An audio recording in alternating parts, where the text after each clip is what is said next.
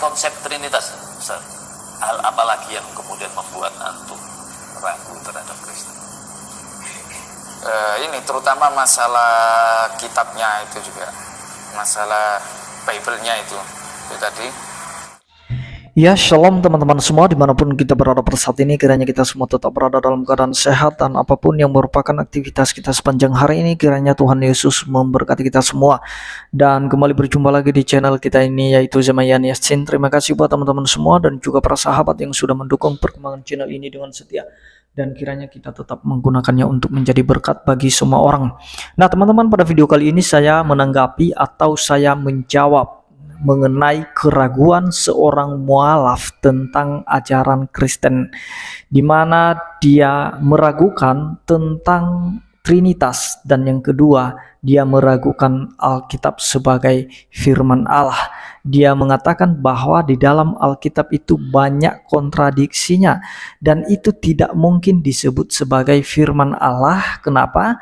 Karena ada kata-kata manusia di dalamnya, itu menurut dia. Nah teman-teman, sebelumnya mari kita akan menyimak videonya yang berikut ini. Selain konsep Trinitas, Ustaz, hal apa lagi yang kemudian membuat antum ragu terhadap Kristen? Ini terutama masalah kitabnya itu juga, masalah Bible-nya itu tadi ya, karena banyak kontradiksi, terus banyak bahasa Inggrisnya absurd, apa namanya Indonesia ya, Absurd, ya, aneh atau ganjil gitulah istilahnya, kejanggalan ya itu aneh lah gitu, maksudnya nggak mungkin itu perkataan Tuhan gitu loh maksudnya gitu.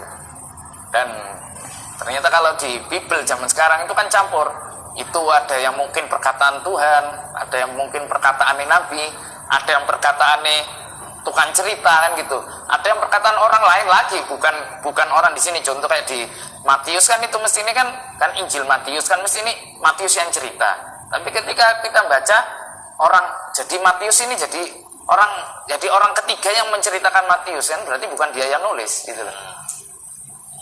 Matius bertemu Yesus, mesti ini kan kalau memang Matius yang nulis kan aku bertemu Yesus, pakai aku kan gitu, bukan Matius kan gitu. Ya itu yang hebatkan, inilah aneh lah gitu. Itu dia videonya teman-teman, kita sudah mendengarkan bagaimana dia meragukan tentang Trinitas. Nah yang pertama teman-teman yang kita jelaskan tentang Trinitas, ketika saudara-saudara kita para polemikus ini mendengar tentang Trinitas atau Tritunggal, maka yang ada di benak mereka adalah jumlah Tuhannya orang Kristen. Itu yang ada di benak mereka ketika mereka mendengarkan tentang Trinitas atau Tritunggal. Padahal teman-teman, kalau kita pahami baik-baik tentang Trinitas itu bukan bicara jumlah Tuhan. Sekali lagi, itu tidak berbicara angka atau jumlah Tuhan, melainkan itu berbicara tentang bagaimana Tuhan itu dan bagaimana kedaulatannya. Nah, itu masalah Trinitas.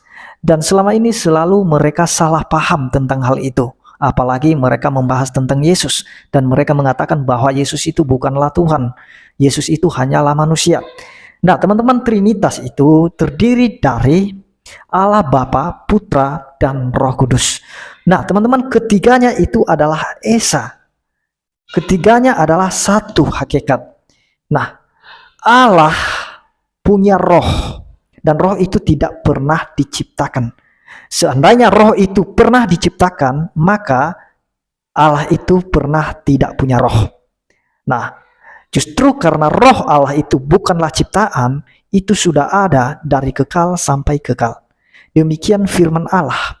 Firman Allah bukanlah ciptaan. Justru firman Allah itu yang keluar dari Allah, itulah yang menciptakan segala sesuatu. Itu di dalam kitab Kejadian pasal yang pertama, di mana pada mulanya itu Allah berfirman menjadikan segala sesuatunya, maka semuanya itu jadi. Allah berfirman, jadilah terang, maka terang itu jadi. Melalui apa? Melalui firman. Nah, karena yang menciptakan segala sesuatu itu adalah melalui firman. Dan tidak mungkin firman itu dijadikan sebagai ciptaan. Kalau firman itu adalah ciptaan, maka Allah pernah tidak punya firman. Dan dengan apa, dan pakai apa, atau melalui apa firman itu diciptakan? Nah, Tentu saja tidak mungkin teman-teman ya, karena Allah menciptakan segala sesuatu melalui firman. Karena firman itu bukan ciptaan melainkan pencipta.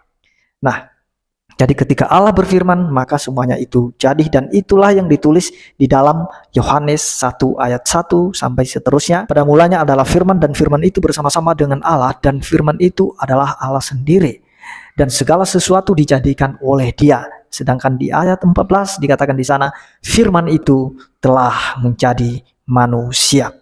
Nah, jadi sekali lagi, Trinitas atau Tritunggal itu bukan masalah jumlah Tuhan ya. Itu tidak bicara sama sekali tentang berapa Tuhan. Melainkan itu berbicara tentang bagaimana Tuhan itu.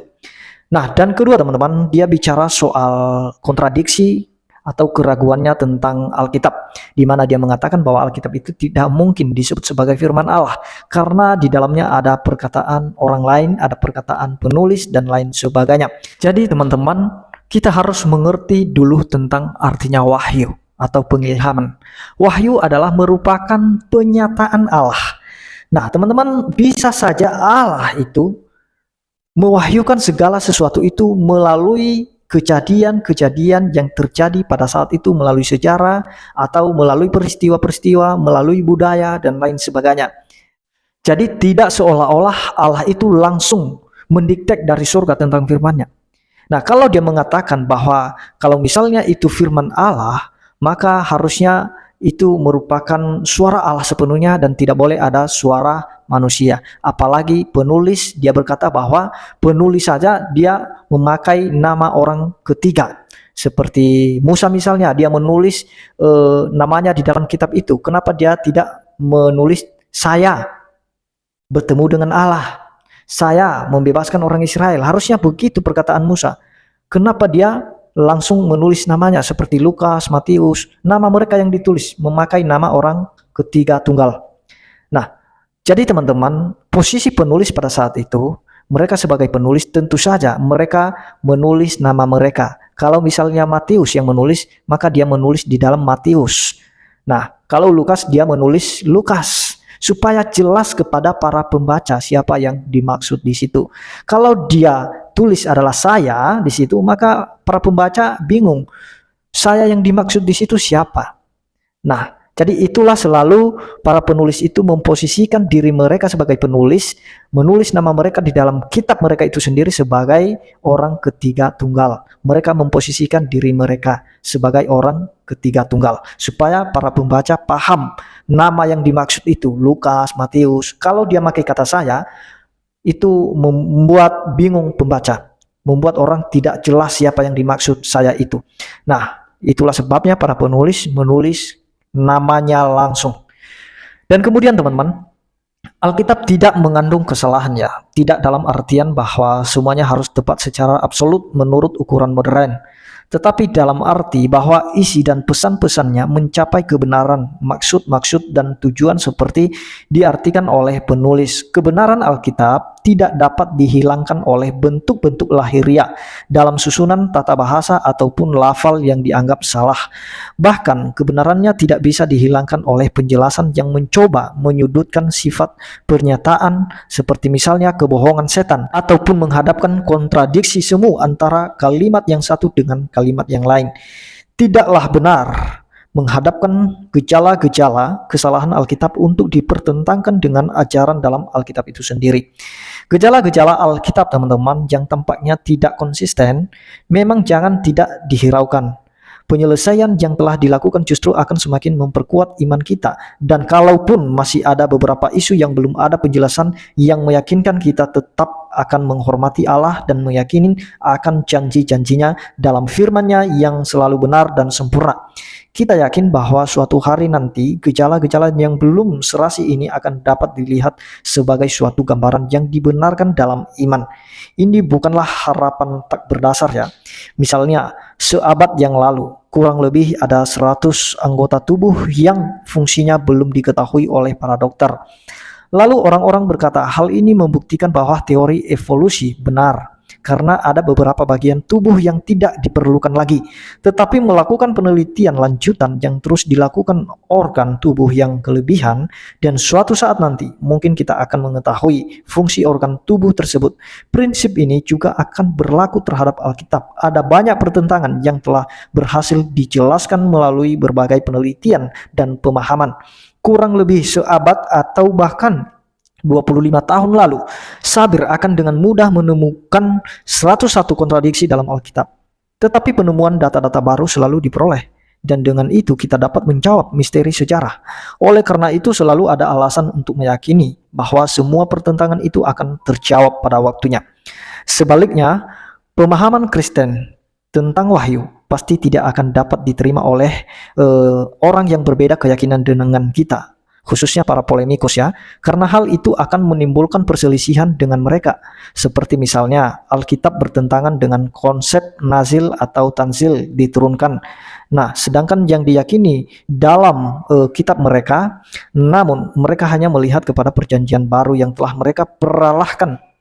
Mereka tidak menuduh kitab-kitab sebelumnya seperti Taurat dan Zabur, padahal keduanya ini toh dianggap oleh umat sebelah sebagai wahyu yang sama diilhamkan. Umat sebelah teman-teman percaya bahwa Musa menulis kitab Taurat dan Daud menulis kitab Zabur. Tetapi anehnya mereka tidak mempermasalahkan apakah wahyu ini diterima secara nazil atau diturunkan atau tidak. Padahal tidak, jika demikian mengapa mereka menuntut hal tersebut juga berlaku pada perjanjian baru? Padahal kitab ini juga tidak mengklaim demikian bagi dirinya.